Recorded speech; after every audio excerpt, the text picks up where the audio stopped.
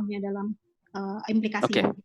Tapi sekarang saya percaya itu, dan sekarang sudah alhamdulillah pemerintah kota itu sangat memperhatikan sekali masukan dari akademisi. Jadi ada perubahan kebijakan ya?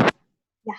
Oke. Adalah ke arah sana, dan optimis itu akan terus berlangsung. Gitu. Oke, terima kasih Bu Ira. Ya, oke. So we have a lot of questions. I already see that at least we have 11 questions. So first I have to ask. Saya harus bilang maafkan saya because I think we cannot answer all questions, but I will try our best, my best ya, to answer your question. So we start with Mbak Diah Kardinal dan Mbak Ami. Mbak Diah Kardinal dari Bali, from Bali, and Mbak Ami from Semarang. Questions are similar. One of the key point in this whole approach is management of change. Yeah. So, what is the limit of city change that can be tolerated? According to Mbak Diah, city is dynamics, but still we need to protect the value and also the authenticity of the attribute. So what is the limit of the city change that we can tolerate? And also a similar question coming from Mbak Ami, whole is about managing change. My question is, where do we draw the line? So what kind of change is acceptable and what is not? Is it up to the community to decide or what? Peter, can you try to answer the questions? Yes, thank you, Pak Punto. Yes, what's acceptable for change is always depending on the situation, I think.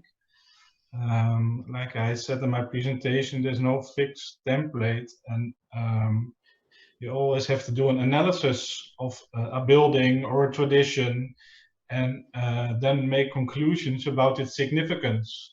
And if you think that a development will affect that significance, then you've reached your limits, because if the significance will disappear, cultural heritage could never be an asset for urban development. So it depends on the situation, and every red line is different.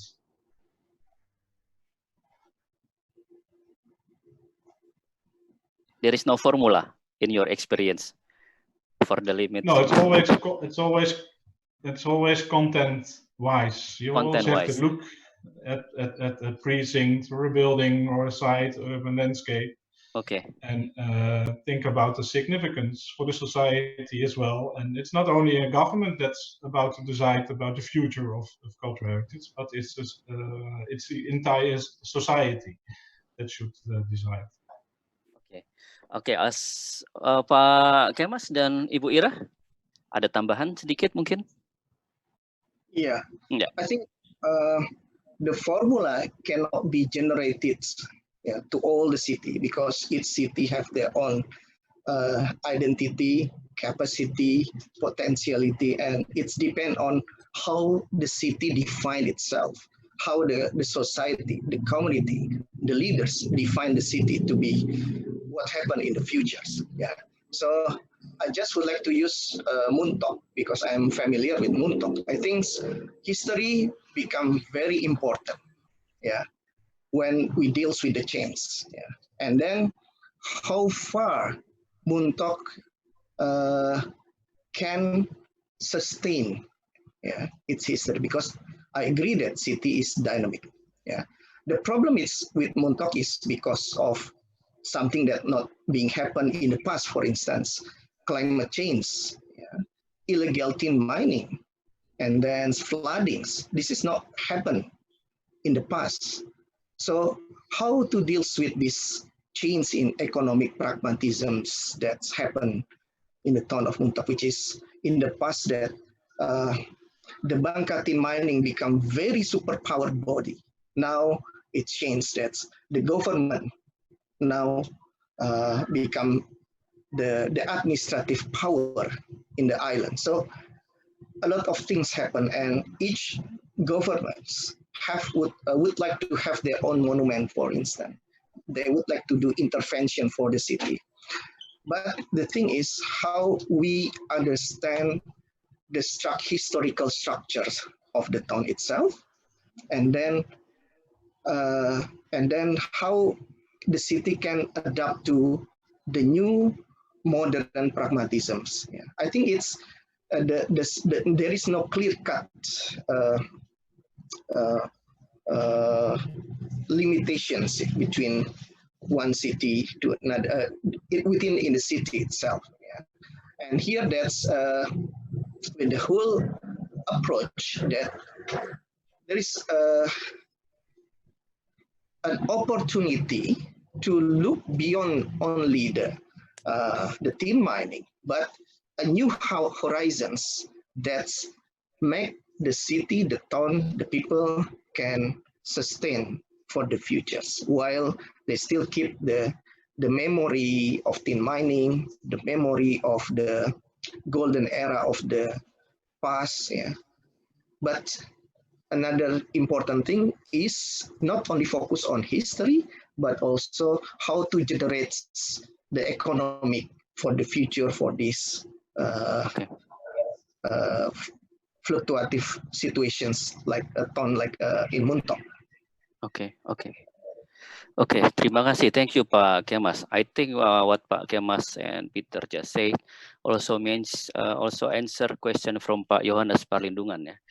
So I think first of all, the discussion is about how then conservation can be deal with economic and political issue, because mostly it often happens that heritage is in one side and economic and politic is at another side. Yeah. Another side. Yeah, exactly. So with whole, we try to not really mix or combine, but how they can work along together. Ibu Ira Mentayani, apakah ada jawaban untuk pertanyaan barusan? Ada respon mungkin? Apakah batas-batas perubahan yang dimungkinkan terkait dengan Zoom ini? Dengan HUL ini, mohon maaf, Ibu Ira. Batasan perubahan yang terjadi gitu ya? Iya, betul. Dalam konteks ini. Ketika kita menggunakan pendekatan HUL ini kan kita bisa lebih sistematis mengenali ruang gitu ya. Mengenali potensinya, mengenali kendalanya, mengenali cagar budaya dan lain sebagainya gitu.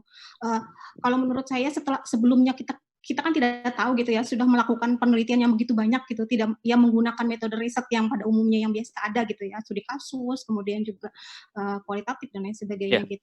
Ketika mengetahui hal ini, saya malah menjadi lebih optimis gitu ya. Kita akan bisa lebih banyak lagi mengenali suatu kawasan, kita bisa lebih banyak lagi gitu mengimprovisasi tapi tetap punya DNA-nya yang sangat kuat seperti itu. Oke, terima kasih. Ya, next questions. I think from Ibu Imelda dari Yogyakarta. Ibu Imelda is interested to know, is there any possibility by using HUL to do analysis for disaster such as COVID-19 pandemic? Anyone is willing to answer this question? Peter? Well, yeah, maybe if you compare it to other disasters, we don't really know that much about this crisis yet and this pandemic. Nevertheless, there's a lot of discussion internationally about the impact on cities. Does it affect low density areas less or more than high density areas? But we know now, and that's also what we're struggling with in the Netherlands, that it has a huge impact on public space. And public space is also part of an historic urban landscape. So I think the HUL quick scan and the HUL approach could also be applicable on disasters like COVID-19, and looking on the impact and looking on the character and how to combine or integrate, search for some sort of synergy. Okay. So I think it could be applicable. Yeah. Okay. Okay. Actually, there is also a response to the question from Mas Priyo. Yeah. Mas Priyo said, in my opinion, it is possible because Mas Priyo already has tried this approach in the case of natural disaster or earthquake in Donggala. So in another opportunity, Mas Priyo perhaps can also present his experience. Okay, then another questions. Okay, from Pak J Park, Mr. J Park. So my question is more conceptual. How does this whole approach accommodate urban informality issues, which haven't been developed into at the UNESCO level? It could be a living heritage management issue, but sometimes beyond the boundary of cultural preservation. For example, the redevelopment or relocation of Riverside Kampung, which is not handled by the Ministry of Culture, but by the Ministry of Public Works and Housing. So in Indonesian context. So I will start with Pak Kemas and Ibu Ira first. Yeah. And Peter, if you want to add something, you can, then you can follow to answer the question. Pak Kemas, silahkan Pak Kemas. Yeah. I think this is very interesting questions about talking about informality. And I think whole quick scan methods also covering of all of these things that, and we found it in Muntok, that's like kampung become informal space compared to very modern non-kampung urban space that we see in kampungs that people still use the traditions as previous used by people in the past, and I think in whole approach that we covering, it's in Muntok we try to use this as a memory, as a narrative, that being considered to create a new vision for the urban kampung. Mm-hmm.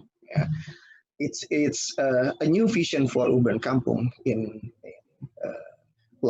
how the local people, for instance, in Kampung Ulu, that there are people that seems to be reluctant for the strangers, for instance, and how to make this kampung become more open, but not destroying the original informal quality of the area. So it's not very fixed. We cannot make the same approach on the other part of the city, but I think it needs a specific approach for the informal area in urban kampung.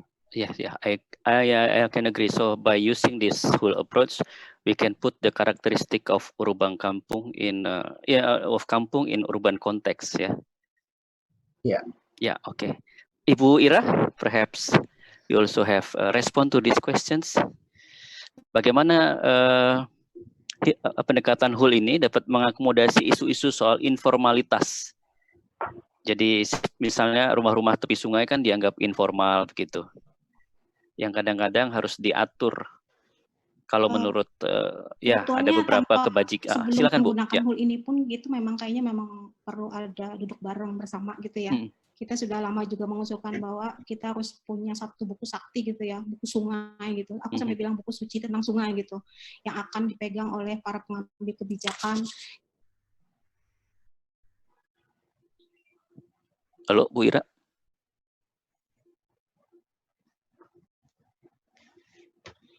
Pak Punto, maybe I would like to add something.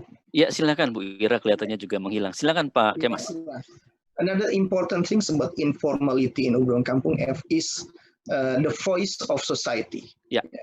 Sometimes that we forget their voice, the sounds, how they would like to the kampung to be in the future. So it is important to understand and listen the society voice, the community voice. Otherwise, the development will be failed if we forget them. Okay. I think this is the most important thing when we deal with informality. Terima kasih Pak Kemas. Bu Ira mau ditambahkan lagi dari keputus sepertinya. Iya. Iya, itu memang masalah itu memang belum clear ya, masalah status quo, masalah penataan bangunan di pinggiran sungai gitu kan, masalah legalisasi gitu, itu memang masih harus banyak diomongkan lagi gitu ya.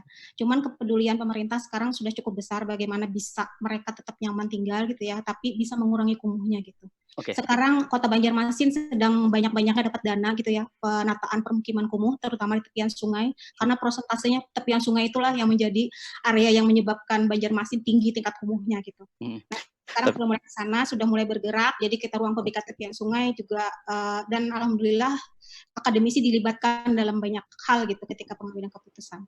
Dan pendekatannya tidak harus selalu membersihkan misalnya gitu ya? Iya, ya. Baik. Seperti itu. Oke, masih banyak lagi pertanyaan. So, I think 1.5 hours is not enough.